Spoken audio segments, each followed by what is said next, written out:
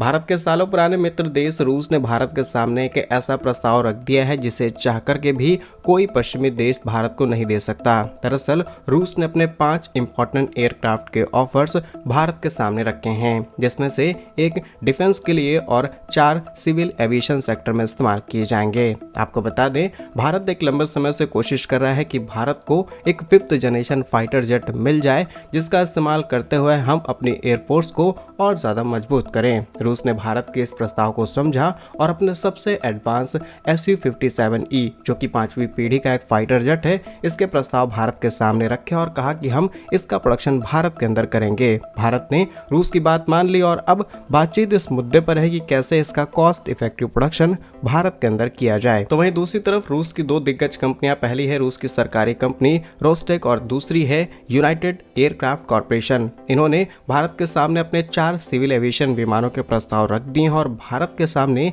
ये एक full spectrum विमान पैकेज है, जिसमें भारत को अब डील फाइनल करनी है कि हम किन विमानों के साथ आगे बढ़ेंगे। हालांकि रूस सारे प्रोडक्शन भारत के अंदर करने के लिए तैयार है। तो जानते हैं आज के इस वीडियो में कि भारत के लिए डील्स किस तरीके से बेनिफिशियल रहेंगी, भारत को किस एयरक्राफ्ट की तरफ ज्यादा मूव करना चाहिए और भी सारी जानकारी। यदि आपको हमारा काम पसंद आए, वीडियो को लाइक, चैनल को सब्सक्राइब जरूर कीजिएगा, क्योंकि आपका एक छोटा सा काम आप तक ये जरूरी और सही खबरें लाने में हमारी बड़ी मदद करता है। तो पहले बड़े ऑफर की बात की जाए तो ये है Su-57E, जो कि एक 5th जनरेशन फाइटर जेट का प्रस्ताव भारत के सामने आया है और एक लंबे समय से दोनों देशों के बीच इस चीज पर बातचीत चल रही थी। हालांकि रिपोर्ट्स के अनुसार भारत सरकार और हिंदुस्तान एरोनॉटिक्स लिमिटेड रूस की ओर से एक्सप्लेन किए गए इस फाइटर जेट की रिपोर्ट का इंतजार कर रहे हैं। जी हाँ, हमने जो ड्राफ्ट रूस के सामने पेश किया था उसका रिएक्शन, इसी के साथ इस फाइटर जेट की सारी डिटेल्स के डॉक्यूमेंट्स भारत को मिलने वाले हैं, जिसके बाद हम डिसाइड करेंगे कि हम इस फाइटर जेट के साथ आगे बढ़ेंगे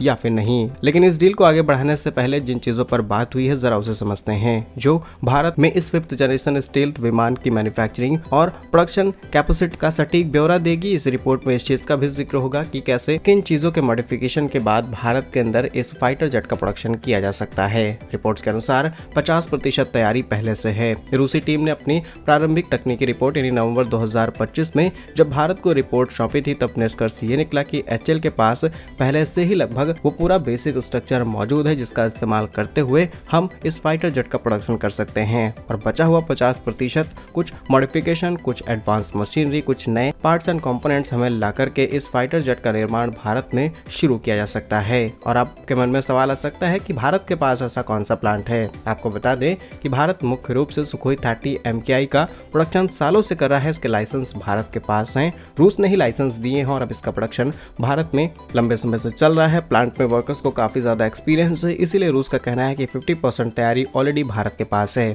अब इसके आगे क्या होगा? अब भारत रूस से उस लागत यानी कि कॉस्ट असेसमेंट की प्रतीक्षा कर रहा है, जिसमें यह बताया जाएगा कि सीस यानी कि 50% तकनीक जैसे कि stealth coating, radar, absorbent material और एडवांस इंजन भारत में लाने के लिए कितने निवेश की जरूरत पड़ेगी। मे भी नेक्स्ट मंथ तक भारत के सामने रिपोर्ट्स आ जाएंगी, जिसमें सारी चीजें क्लियर होंगी कि भारत को क्या क्या बेनिफिट्स मिलेंगे और कितनी इन्वेस्टमेंट की रिक्वायरमेंट पड़ेगी। फिलहाल Su-57 की डिटेल्स आपको बताएं तो Su-57 रूस का सबसे advance 5th generation fighter jet है। यह सीधे तौर पर अमेरिका के F-35 और चाइना के J-10 को टक्कर देने के लिए तैयार किया गया है। अगर इसकी टेक्निकल डिटेल्स आपको बताएं तो इस फाइटर जेट की अधिकतम गति 2600 किलोमीटर प्रति घंटा यानी कि मैक 2 से ज्यादा रहती है। कॉम्बैट रेडियस की बात की जाए तो ये 1500 से 1700 किलोमीटर तक कवर करता है।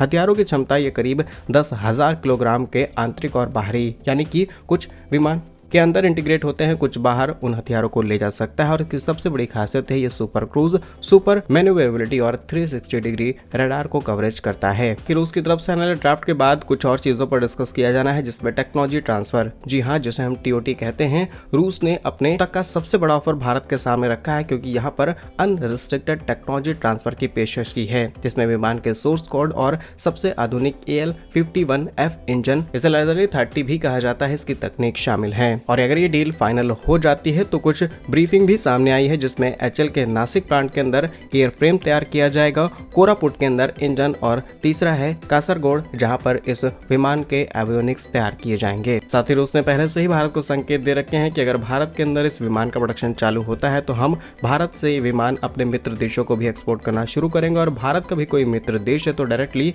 इन विमानों को वहां एक्सपोर्ट किया जा सकता है, स्पेशली आर्मेनिया जैसे देश। जानकारी के लिए आपको ये भी बता दें कि भारत सिर्फ इंपोर्ट के भरोसे नहीं बैठा है, बल्कि भारत ने अपने खुद के एडवांस मीडियम कॉम्बैट एयरक्राफ्ट जो कि 5th generation fighter jet programme है, इसे शुरू किया है और इसमें भी रूस भारत की हेल्प कर रहा है। रूस ने सीधे तौर पर कहा कि हम भारत को 5th जनरेशन फाइटर जेट बेच देंगे, जरूरत पड़ेगी तो एक्सपोर्ट कर देंगे, लेकिन भारत का जो एमका प्रोग्राम है उसके तहत जुड़ करके हम भारत के लिए इंजन डेवलपमेंट और बहुत सारी टेक्नोलॉजी शेयरिंग भी करने को तैयार हैं, ताकि भारत खुद का इंजन तैयार कर सके। अब रूस ने हवाई बातें नहीं कही हैं, बल्कि जो ब्रह्मोस मिसाइल है भारत की, उसे भारत और रूस ने मिलकर के तैयार किया है। भारत के अंदर बनी ये मिसाइल जिसमें रूसी तकनीक का इस्तेमाल किया गया, फिर भी हम फिलीपींस जैसे देश को इसे सक्सेसफुली एक्सपोर्ट कर चुके हैं, और भविष्य में जाकर के हम कई देश जैसे कि इंडोनेशिया, मिडिल ईस्ट के कई देशों को ये मिसाइल एक्सपोर्ट करने की तैयारी में है। और इसीलिए कहा जाता है कि रूस भारत के लिए सबसे अच्छा दोस्त है। बाकी रूस की तरफ से आए इस प्रस्ताव पर आप क्या सोचते हैं, अपनी राय कमेंट्स में जरूर लिखिएगा। नेक्स्ट इंपॉर्टेंट अपडेट की बात की जाए तो ये भारत की सिविल एविएशन सेक्टर से सामने निकल के आ रही है, जहां पर रूस ने एक और बड़ा ऑफर यहां पर भारत के लिए दिया है। दरअसल रूस की सरकारी कंपनी रेसोटेक और दूसरी है यूनाइटेड एयरक्राफ्ट कॉर्पोरेशन, ये दोनों ही बहुत पावरफुल कंपनी है। रूस के अंदर ज्यादातर एविएशन इंडस्ट्री पर इनका कंट्रोल है, और अब इन दोनों ही कंपनीज ने भारत के सामने फुल स्पेक्ट्रम विमान पैकेज का ऑफर दिया है, जिसमें छोटे क्षेत्रीय विमान से लेकर के लंबी दूरी के इंटरकॉन्टिनेंटल जेट्स तक शामिल हैं। अब इसमें कौन से ऑफर भारत के सामने आए हैं ये आपको बताते हैं, जिसमें पहला विमान है IL-114-300, दूसरा है SJ-100 सुपर जेट, तीसरा है MS-21-310 और चौथा है TU-214, जिसमें पहला विमान यानी कि IL-114 एक टर्बो प्रॉप 64 से लेकर के 68 सीटों वाला विमान है, जो कि छोटे शहरों यानी कि टियर 2 और टियर 3 और कच्चे रनवेज के लिए इजीली कंपैटिबल है। दूसरा है SJ-100 जिसे सुपर जेट कहा जाता है, जो कि एक क्षेत्रीय विमान है और ये 90 से 110 सीटों के साथ आता है। कम दूरी और शॉर्ट रूट्स के लिए और भारत की उड़ान योजना के लिए बिल्कुल परफेक्ट विमान है। इसके बाद तीसरा है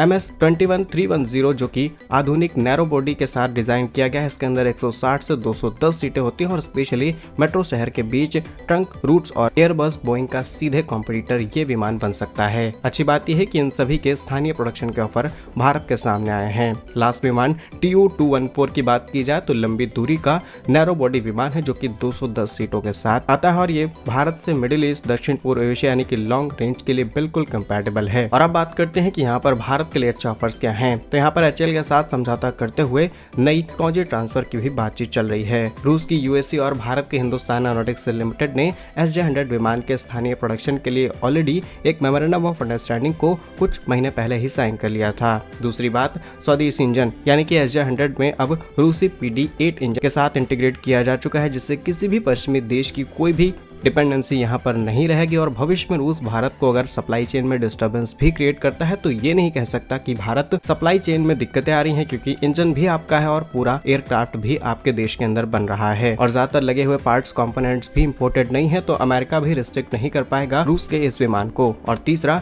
विंग्स इंडिया 2026 यानी जनवरी 2026 के अंत में हैदराबाद के अंदर होने वाले विंग्स इंडिया शो के अंदर रूस पहली बार SJ-100 को भारतीय तिरंगे वाले रंगों के साथ विशेष लिवरी में प्रदर्शित करेगा, जिससे पूरी दुनिया के सामने ये प्रस्ताव दिया जा सके कि हम भारत के साथ मिलकर के इस विमान को बड़े स्केल पर तैयार करने की तैयारी में हैं। बाकी क्या कुछ सोचते हैं आप कमेंट्स में अपनी राय जरूर लिखिएगा। भारत के ऐसे ही वीडियोस पाने के लिए वीडियो को लाइक, चैनल को सब्सक्राइब जरूर कीजिए। वंदे मातरम, भारत माता की जय।